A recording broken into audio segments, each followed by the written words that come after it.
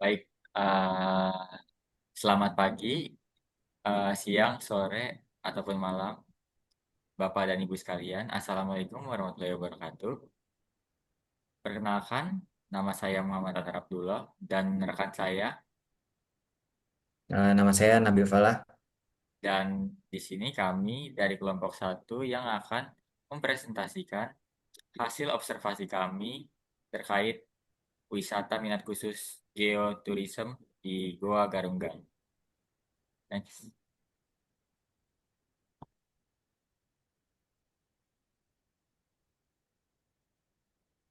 Nah, pertama-tama saya akan menjelaskan terkait teori di geowisata atau geotourism itu sendiri. Menurut Dowling dan Newsom, geowisata adalah wisata berbasis alam, geologi yang berfokus terhadap aspek kebudayaan, lingkungan, edukasi, serta kesejahteraan masyarakat lokal. Jadi, tidak terbatas hanya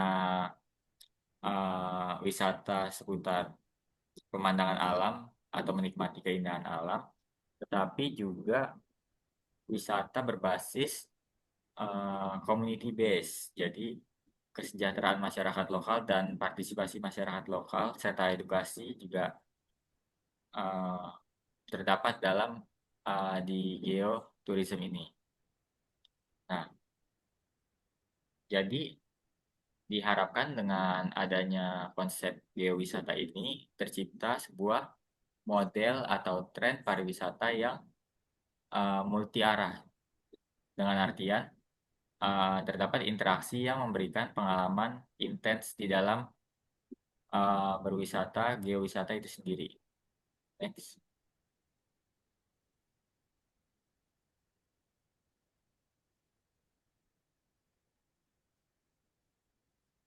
Nah, untuk observasi kami melakukan beberapa progres.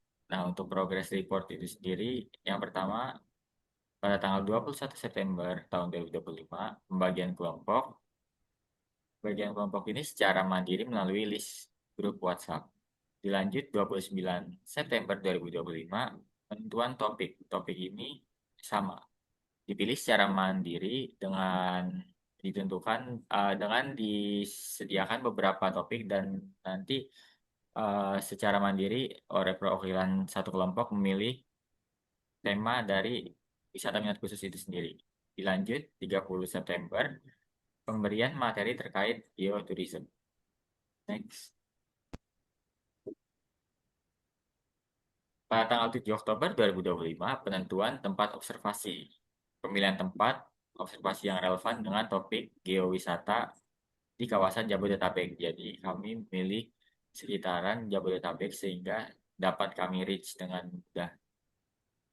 Tanggal 10 Oktober, perencanaan observasi kami mencari studi literatur dan kajian-kajian yang serupa dengan topik yang kami ambil. Nah, untuk tanggal 15 Oktober sendiri, kami fiksasi terkait lokasi yang akan kami kaji objeknya. Next.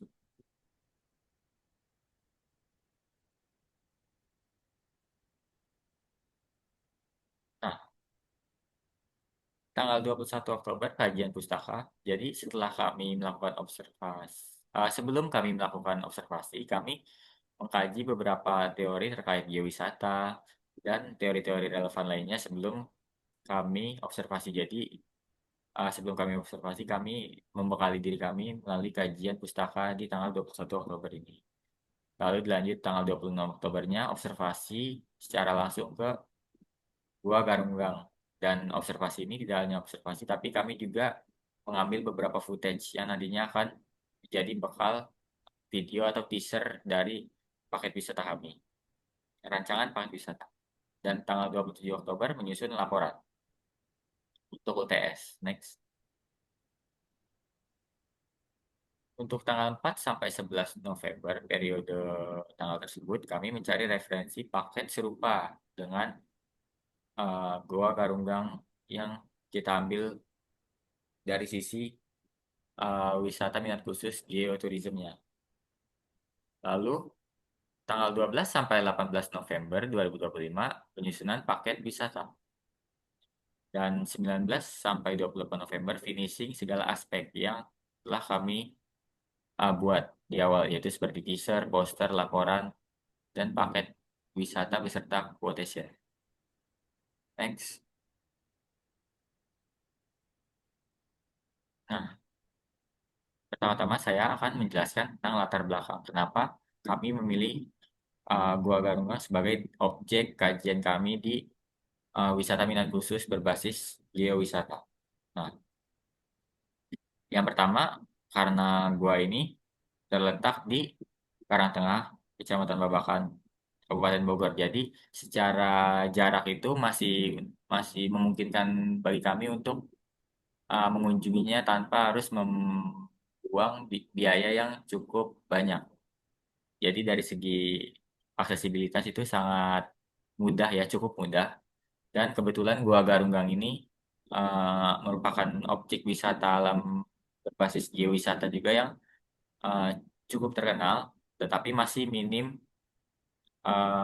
apa ya, masih minim masih minim perhatian dari berbagai pengelola. Next.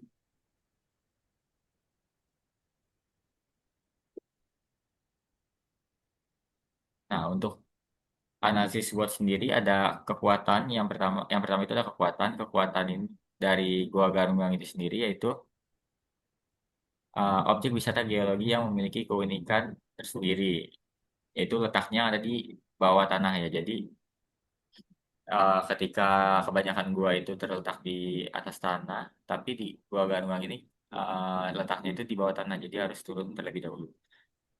Cocok juga untuk pecinta trekking karena untuk mencapai akses ke Gua Garunggang ini, kita harus trekking terlebih dahulu selama kurang lebih setengah jam. Dan pada saat trekking pun ditemani dengan kawasan sekitar yang masih sangat asri. Untuk kelemahannya, yaitu terlalu bergantung kepada musim. Jadi jika musim yang tidak mendukung, itu sangat-sangat riskan untuk berkunjung ke Goa Garunggang. Nah, kurang cocok bagi orang yang tidak suka trekking, karena trekkingnya itu lumayan menantang ya jalurnya. Dan minimnya pemberian informasi terkait gua itu sendiri. Akses kendaraan yang cukup sulit juga itu menjadi tantangan tersendiri bagi Gua Garunggang. Next.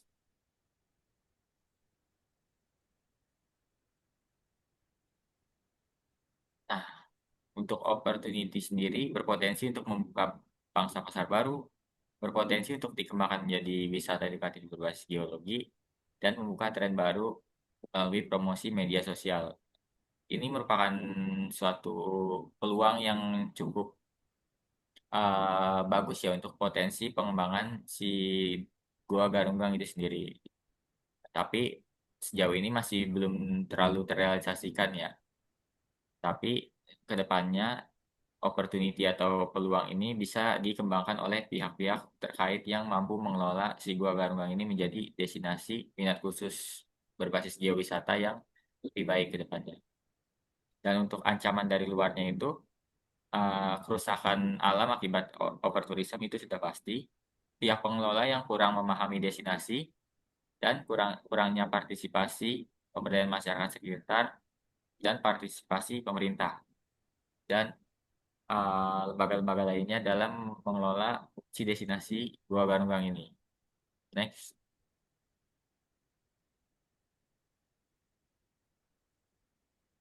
Nah, lalu selanjutnya ada potensi destinasi. Nah, jika menelusuri eh, gimana sih pertama kali Goa ini terbentuk, nah dari melalui baik secara kajian pustaka maupun wawancara, jadi sebenarnya itu pengelola tidak dapat menemukan jawaban pasti bagaimana si Goa Garungang ini ter ditemukan. Namun setelah membaca salah satu ada satu sejarah dari sebuah berita.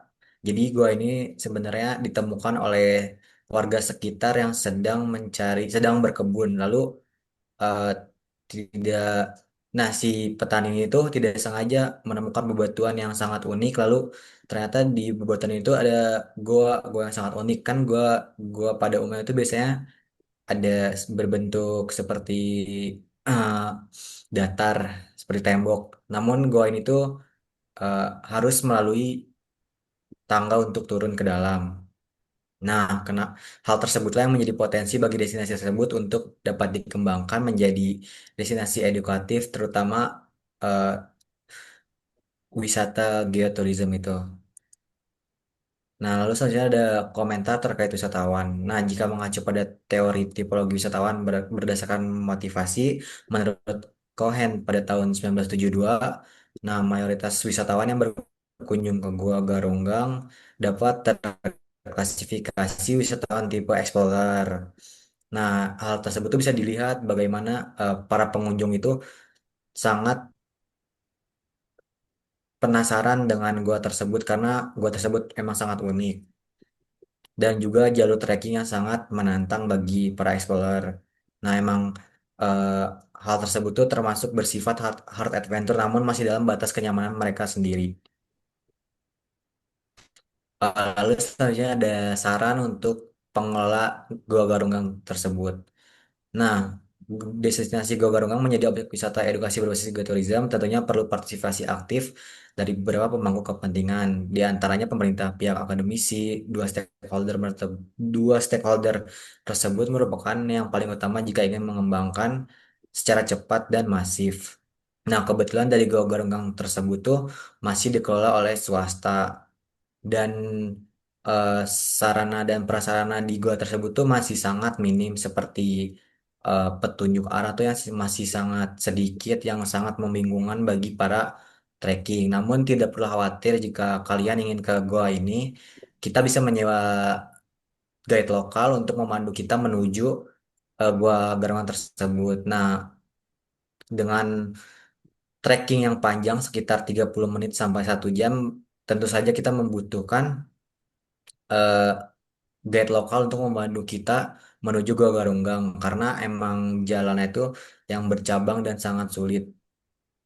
Nah, pemberdayaan masyarakat juga cukup penting jika ingin mengembangkan wisata edukasi, tetapi memanfaatkan tenaga masyarakat sekitar juga agar masyarakat sekitar juga merasakan kesejahteraan dari wisata ini tersendiri. Nah, ini ada sebuah video yang akan menunjukkan teaser Gua Galunggang yang telah dibuat oleh saya sendiri.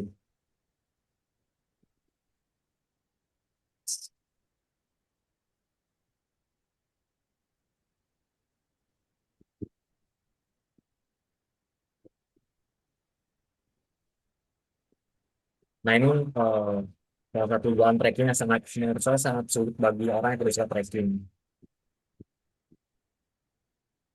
Pada saat kami ke sana kebetulan sedang musim hujan, jadi tanahnya sangat basah dan sangat licin, karena kita harus berhati-hati.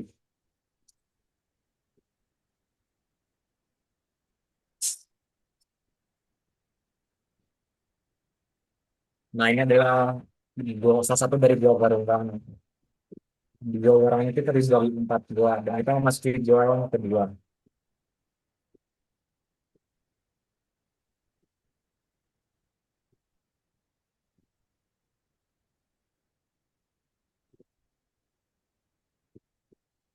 Nah, tadi adalah sebuah video yang menunjukkan teaser dari wisata Gua Garunggang. Bisa terlihat kan jalanan yang sangat tidak ramah bagi orang yang tidak suka trekking jauh, eh, itu sangat licin dan sangat berlumpur. Nah, salah satu kekurangan di Gua Warang tersebut tuh dari masalah petunjuk arah itu yang sangat penting karena emang jalan yang bercabang, lalu emang sangat tidak cocok di musim hujan. Betul yang disebutkan oleh Atta tadi, eh, wisatanya itu berpaku kepada musim. Oke, lanjut selanjutnya yaitu ini adalah paket wisata yang telah kami buat. Nah, untuk durasinya kita menggunakan half day tour. Nah, lalu ada jumlah paxnya 4 sampai 10 orang. Lalu ada tema edukasi geologi, petualangan, dan keindahan alam. Lalu ada input transportasi seperti sedan atau shuttle. Lalu ada tol, parkir, makan siang, tiket masuk destinasi, viget lokal, kegiatan edukasi yang interaktif, dokumentasi, asuransi perjalanan, P3K, dan pertolongan pertama. Lalu ada exclude sarapan, makan malam, personal expenses di luar kegiatan tour, tiket kereta keberangkatan dan kepulangan. Nah, lalu selanjutnya ada itinerary. Yang pertama ada eh, dimulai dari pertama dari meeting point yaitu registrasi peserta sekitar 1 jam dari jam 9 sampai jam 10. Lalu dilanjutkan menuju perjalanan menuju Gua Galunggang sekitar 1 jam 30 menit. Lalu ada ketibaan di Gua Galunggang. Setelah tiba kita mempunyai waktu 10 menit untuk persiapan makan siang. Lalu ada waktu 1 jam untuk beras dan istirahat di kopi tepian Sentul. Nah, kopi tepian Sentul nih ada di jalur trekking Gua Garunggang tersebut. Lalu selanjutnya ada waktu 10 menit untuk persiapan trekking.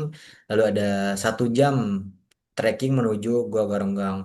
Namun jika peserta tur adalah seorang adventure sejati, sebenarnya kita bisa menuju Gua Garunggang hanya dengan waktu 30 menit. Lalu ada tiba di Gua Garunggang dan explore dan penjelasan tour guide sekitar 1 jam. Lalu persiapan ke pintu masuk sekitar 10 menit.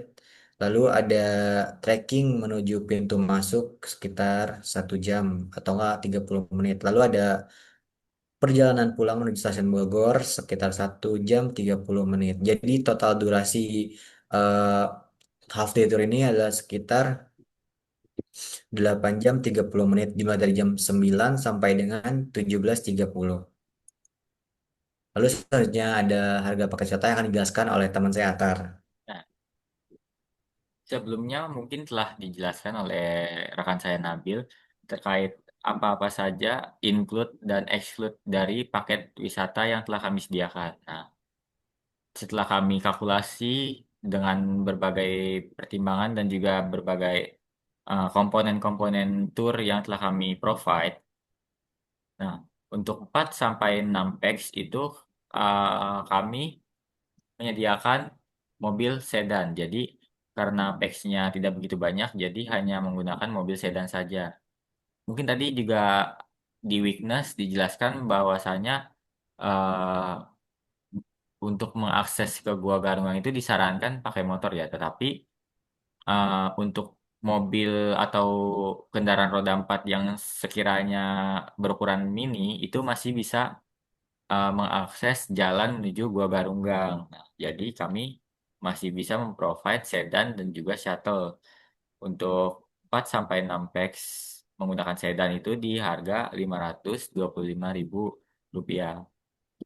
Lalu di 7 sampai 10 packs karena packsnya lebih banyak dan juga eh, kami akhirnya menggunakan shuttle yaitu Toyota Hiace di harga Rp500.000 per packs. Baik, next. Oke, mungkin cukup sekian presentasi terkait Gua Garunggang, hasil observasi kami, serta rancangan paket wisata yang telah kami buat untuk wisata minat khusus berbasis geowisata di Gua Garunggang. Kurang lebihnya mohon maaf. Terima kasih. Wassalamualaikum warahmatullahi wabarakatuh.